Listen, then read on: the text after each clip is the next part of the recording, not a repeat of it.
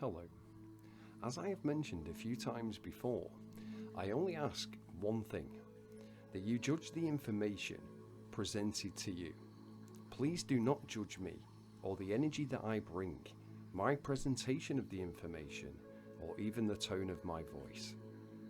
Because that which is most important here is the truth. It's the knowledge that you listen to, the information. There is no such thing as good or bad knowledge, just what you do with it, and I am just a messenger. Hoping that it is a good day so far. Have you ever wondered to oneself, what are the four corners of Earth? We've heard this expression, this saying many times before, but what are they? Because to some people they are this. But how can and how does a ball or an oblated spheroid have any corners of four of them? Topographically speaking, because in layman's terms, friends, they can't, can they? Globes don't have any edges. But a face has four corners. A circle has four corners. They're called four quadrants of a circle. And globes do not. They don't have a border. And we certainly can't see any on here, can we? For the globe religion. And doesn't it look priceless? And rather silly. The four corners of the globe are where exactly, friends?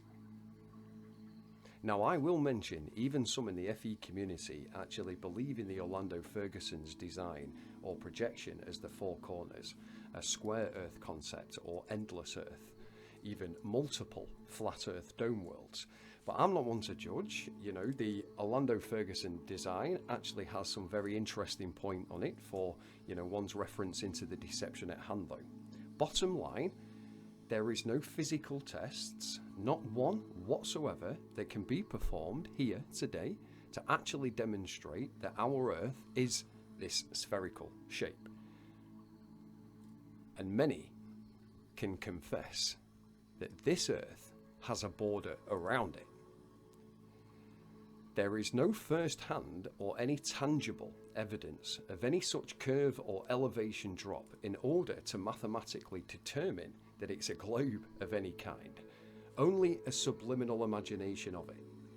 3D balls, globes, spheres, oblated spheroids, they have no borders or edges, and all balls curve downward and away from any point on them, no matter how big, even one supposed 25,000 mile radius, hence why it's called a ball. All tests one can do here will prove conclusively the earthland, the strata, is flat, and so is the water that it's resting upon. And the actual Hebrew word for corner simply refers to literal edges and extremities, and we have them. It's an ice wall, we've got a border. And to make perfectly clear, friends, the four corners are not the points on a compass either, as east and west have no ends. You circumnavigate in a circle. And if this is actually new to you, then just get a plate or a disc and put something like a pen or a pencil in the middle to represent our only north magnetic monopole. Then tie a piece of string or wire, something stringy, and connect anything to represent the boat at the end of it. Now get the compass, if you will, and then circumnavigate the plane. You won't be going upside down anytime soon. And it's very simple that you can see that there are no ends to an east or west direction. You'll hit the border. Now let's take the country of Ireland, for example, as it's an island like the UK surrounded by water and cannot be part of a solid called a globe, folks. So from Cork, we take a northern course and we will get to the haunting desolation of the North Pole region, where we must make a detour of 180 degrees to regain the straight line. Continuing, we go south through the Pacific until we are stopped, just like Captain Ross and many other navigators, if you research into this, by the Atlantic or the Antarctic wall of ice, the border of the Earthland. Again, we must make a detour, but east, passing Cape Horn, Argentina, into the Atlantic, then back around onto Ireland once more, thus circumnavigating, calculated on a circle of latitudes and longitudes between the only monopole and the equator, the face of the Earthland, and it's flat, isn't it? What goes around the world but doesn't leave the corner? A stamp. Thanks, Stace. And if you were to get a coin and describe to oneself, what does it look like? What do we see? It's obvious denomination, of course, and most importantly, friends, that the coin is round. Unless it's a UK 20 pence, 50p pound coin, of course. But we have a very simple truth, inches away. Hold it, caress it, feel the energy as you are, metaphorically speaking, holding the world in your hands. And it's round, but it's not globular. It's never globular. It's your time to realize this truth. Speaking of time, though, bringing me to the dimensions, as Einstein himself said, time is a fourth dimension. But is it really time? Because length, breadth, thickness are all found in combination in absolutely everything. They coexist in each and every physical thing. So they are all related. They are not independent quantities. Time itself is an independent quantity because it's independent of any of all or any of the other three proportions of material things. And it's in no way whatsoever related to them. Maybe what he really meant, friends, here simply is time by which we locate something that happened within inner space. There really is no outer space. Time is simply a period between one event and another. That's it. Now, the four Gospels actually correspond to the four seasons. Matthew spring, Mark summer, Luke autumn, John winter, as does the Last Summer Supper painting done by Da Vinci, JC being the sun, of course, SUN. We have the four purposes of angels, hence why we've got sunrise and the sunset, or sun up and sundown. We do not call it earthrise or earthset, do we? How stupid, right? Think about that. And it's also today's date, right? We have the major four elements of air, fire, wind and water, many others, even the four layers of consciousness, mind, sense, store and manners, as the Buddha once taught that consciousness is always continuing like a stream of water. Ourselves, we are made up of mostly water, and the quantum science of the world is all about energy to create anything, life being the best example of this.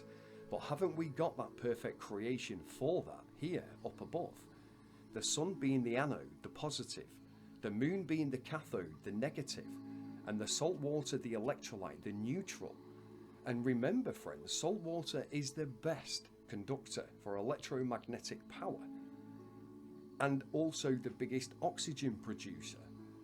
All this very real, observable, testable and repeatable electromagnetic energy everywhere, up above and below, because the effects of geopathic stress and electromagnetic radiation on our health is something that's being studied in very much detail today, friends.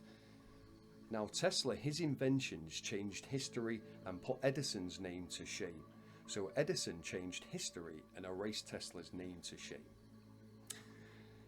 But we do thank Max Planck for the science that applies the quantum theory to matter, waves or mechanics, though certainly not Einstein. I'm not a big fan of him myself, folks, more of a Tesla fan, and mostly because he did not ever want to talk about the not so famous experiment performed by Michelson-Morley back in the 1887, proving conclusively and most importantly scientifically that the Earth does not spin at all and never has done. And so he used someone else's so-called theory of relativity as his own to try and suppress it. And this fact is still a real problem for the helio religion, and best not to bring it up.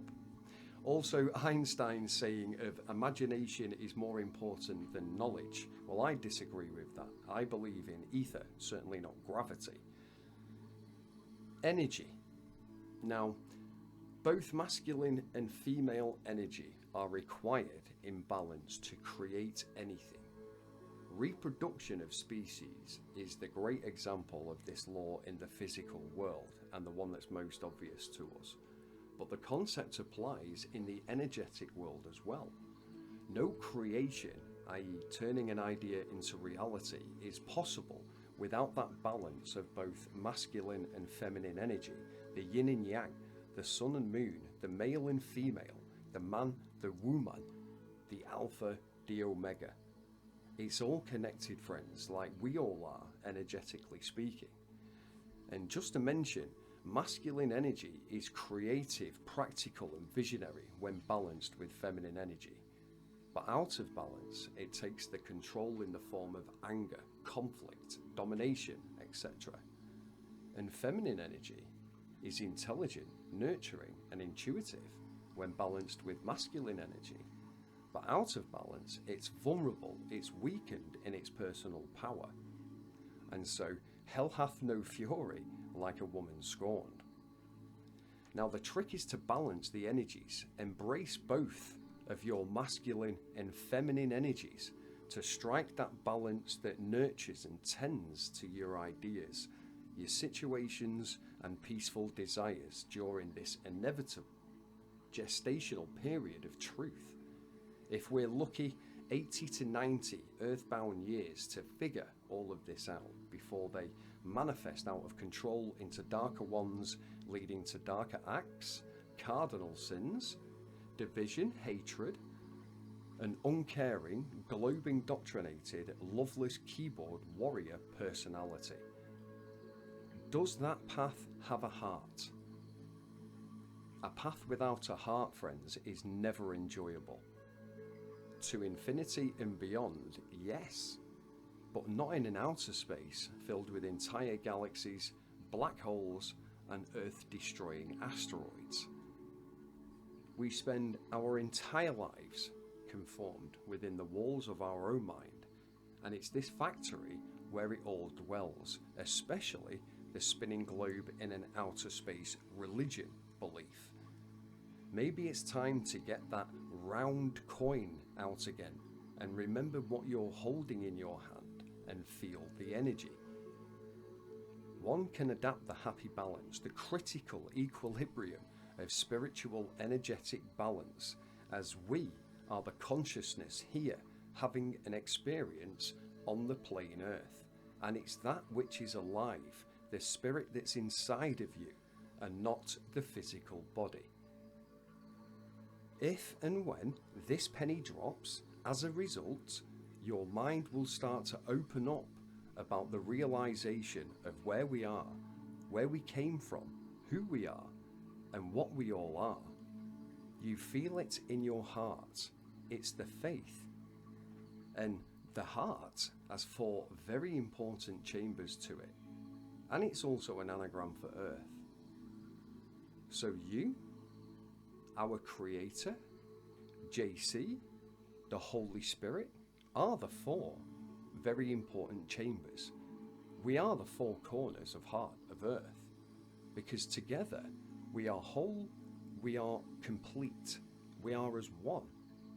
And if it's a religion, it's called nature, and the truth will set you free.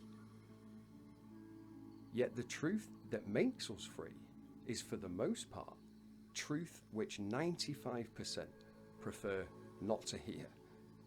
And isn't that the truth? I'm just a messenger, and this has been a real pleasure. Thanks for watching. Thanks for listening. I'll see you soon, friends. So stay positive, keep flat, and God bless.